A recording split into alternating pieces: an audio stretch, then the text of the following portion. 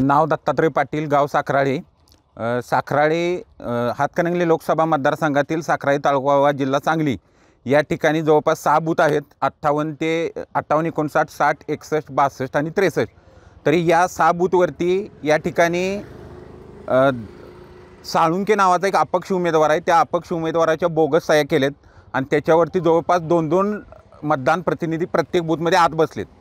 हे आत बसलेले मतदान प्रतिनिधी हे सत्यजित सुरुटकर यांच्या पार्टीचे आहेत आणि त्यांचे मूळ 2 आणि हे 2 असे 4 जण बसलेत.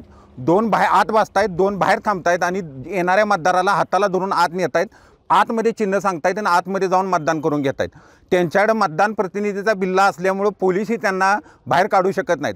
अशी परिस्थिती साखराळ्यातल्या बूथ क्रमांक 58 ते बूथ क्रमांक 63 झालेली आहे आणि या पद्धतीने या ठिकाणी हुकुमशाही पद्धतीने ही लोक वागत आहेत. म्हणून आम्ही रितसर या ठिकाणी मतदान अधिकारी यांच्याकडे 6च्या 6 बूथमधल्या तक्रार अर्ज घेऊन गेले असता त्यांनी तक्रार अर्ज घेण्यास नकार दिला. त्यानंतर आम्ही त्यांना सांगितले की तुम्ही तुमच्या झोनल किंवा तहसीलदार साहेबांना बोलवा आणि त्यांच्यासमोर हा विषय घ्या. तर त्यांनी ज्यावेळी झोनल साहेब किंवा इतरांना फोन केला त्यावेळी अशी माहिती त्यांनी सांगितली की आम्ही काय तक्रार घेऊ शकत नाही, तुम्हाला जी काही तक्रार करायची आहे वरती करा.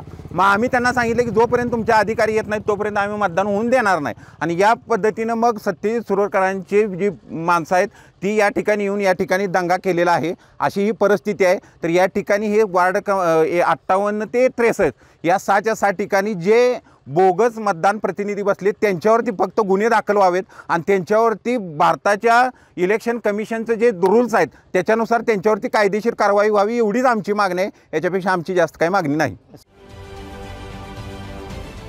महाराष्ट्रातील सर्व बातम्यांचे विश्वासार्ह व्यासपीठ सकाळच्या सर्व सोशल मीडिया प्लॅटफॉर्मला लाईक, फॉलो आणि सबस्क्राईब करा. तसंच सर्व नोटिफिकेशनसाठी बेल आयकॉन प्रेस करायला विसरू नका.